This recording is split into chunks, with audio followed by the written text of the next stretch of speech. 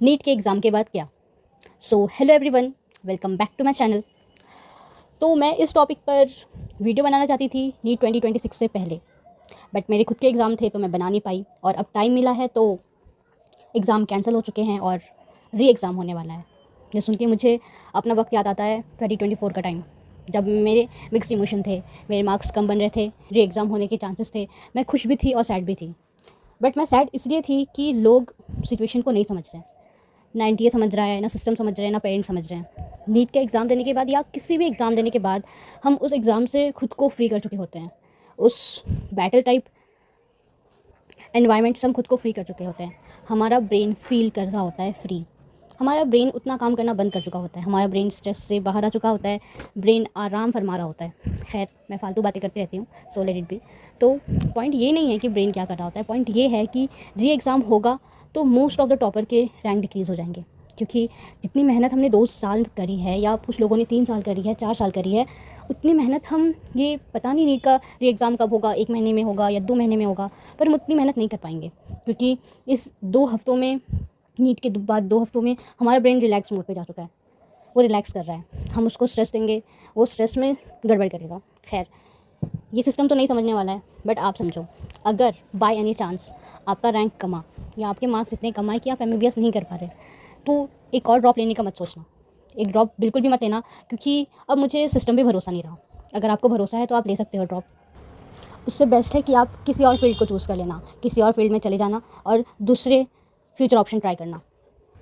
पर आपका फ़ैसला आप लो। ये मत सोचो कि लोग क्या कहेंगे, या मम्मी पापा क्या कहेंगे, या रिलेटिव्स क्या कहेंगे।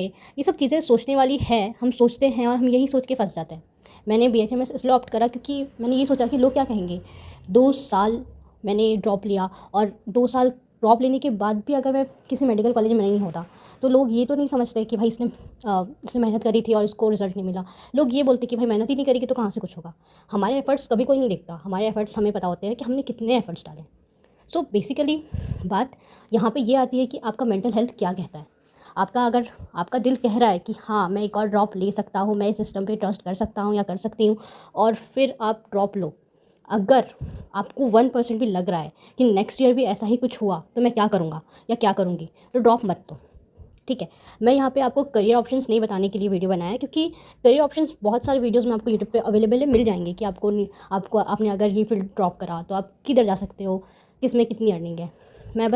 मैंने बस ये इसलिए वीडियो बनाया है कि आपको मैं बताऊँ कि नीट के एग्ज़ाम के बाद लाइफ ख़त्म नहीं हो जाती, या नीट के रिज़ल्ट के बाद लाइफ ख़त्म नहीं हो जाती। लाइफ चलती रहती है, जैसे मेरी चल रही है।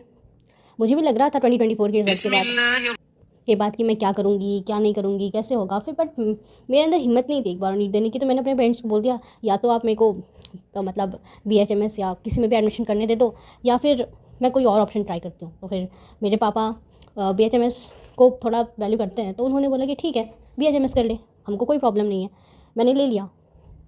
बट आपको लग रहा है कि आपके पापा नहीं समझेंगे या कुछ है, तो फिर आप बैठो अपने पेरेंट्स के साथ, आप डिस्कस करो, आप पूरा सिचुएशन, पूरा सिनेरियो समझाओ पेरेंट्स को कि ऐसा ऐसा है, इंडिया में ऐसा ऐसा हो रहा है, हमारा एजुकेशन सिस्टम एक मजाक बन के रह चुका है, और अगर मैं 1 साल और ड्रॉप लूँगा या लूँगी तो मेरे को ये प्रॉब्लम हो सकती है।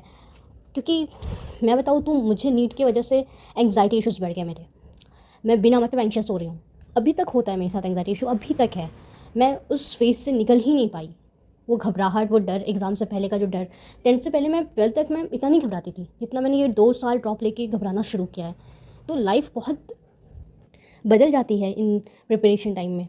खैर, मैं बस इतना ही कहना चाहूँगी कि कुछ भी फ़ैसला करो, कुछ भी सोच समझ के करना। मेरे हिसाब से ड्रॉप नहीं लेना चाहिए, बट अगर आपको लग रहा है कि लेना है और आप कर पाओगे तो वेल एंड गुड। और अगर आपको 1% लग रहा है कि नहीं कर पाओगे, छोड़ दो, दूसरे फील्ड में चले जाओ।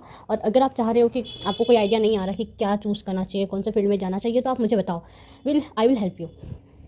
मैं वीडियो बनाऊँगी उस टॉपिक पर कि नीट के बाद अगर नीट को ड्रॉप कर दिया तो क्या, क्योंकि मैं भी रिसर्च करूँगी ना। मैं सोचूंगी कि मतलब पढ़ूंगी, जानूंगी कि हाँ, कौन सा फील्ड आपके लिए बेस्ट है, और उसमें टाइम लगेगा। बट अगर आपको लग रहा है ऐसा कि आपको ज़रूरत है उस टॉपिक पे वीडियो की, क्योंकि यूट्यूब पे अवेलेबल है, बट स्टिल आपको लग रहा है कि मुझे भी बनाना चाहिए, तो आप कमेंट सेक्शन में मुझे बता देना। Thank you so much for listening to me. क्योंकि मेरी बातें कोई सुनता नहीं है, तो मैं सोची थी कि यूट्यूब चैनल बना के दूसरों को सुनाऊंगी, और आप सुन रहे हो, तो thank you so much. Bye.